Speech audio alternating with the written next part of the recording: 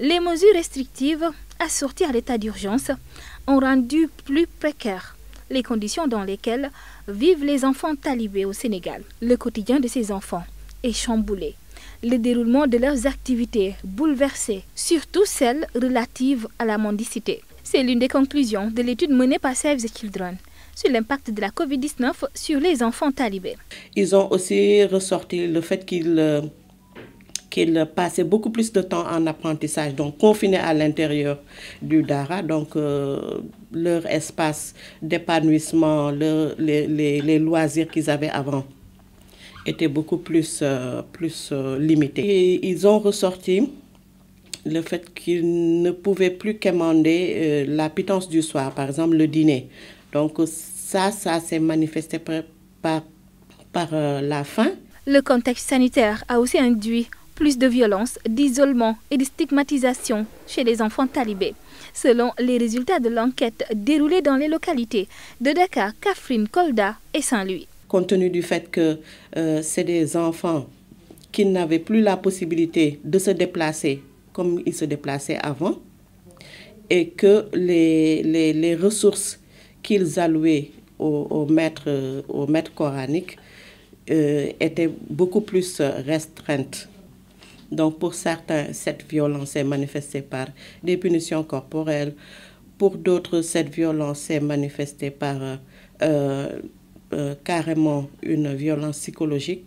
Les violences sont allées jusque dans la rue avec certaines violences venant de forces de sécurité et de défense, de forces de police, parce qu'ils devaient respecter le couvre-feu. Il ressort également de l'étude que les enfants talibés ont été faiblement touchés par la Covid-19. La région de Dakar, à elle seule, compte 2024 daras.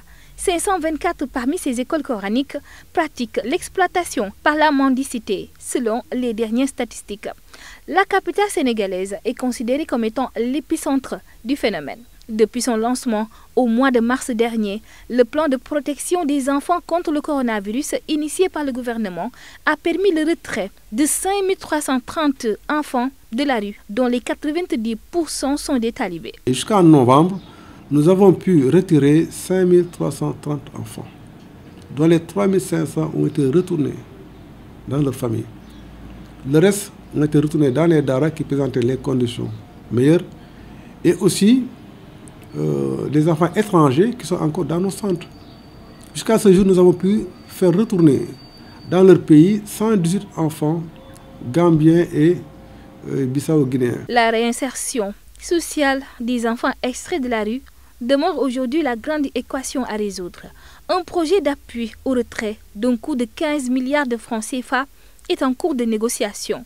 Et c'est un projet avec plusieurs volets qui part de l'aménagement, la réflexion et la construction des daras et des micro-projets pour leur autonomisation, mais aussi l'appui aux familles vulnérables pour la prise en charge des enfants, ainsi que l'achat de matériel didactique pour les enfants dans les daras, aussi de matériel d'hygiène sanitaire, de construction de latrines, tout ça pour l'amélioration des conditions de vie et d'apprentissage. Donc il s'agit d'un projet qui vient apporter une promotion. Une fois retirés de la rue, les enfants sont acheminés vers les centres d'accueil, de sauvegarde et de prise en charge, où ils logent temporairement le temps qu'on les ramène vers le foyer au pays respectif. Pour des raisons sécuritaires, les responsables de ces centres d'hébergement ont décliné notre visite.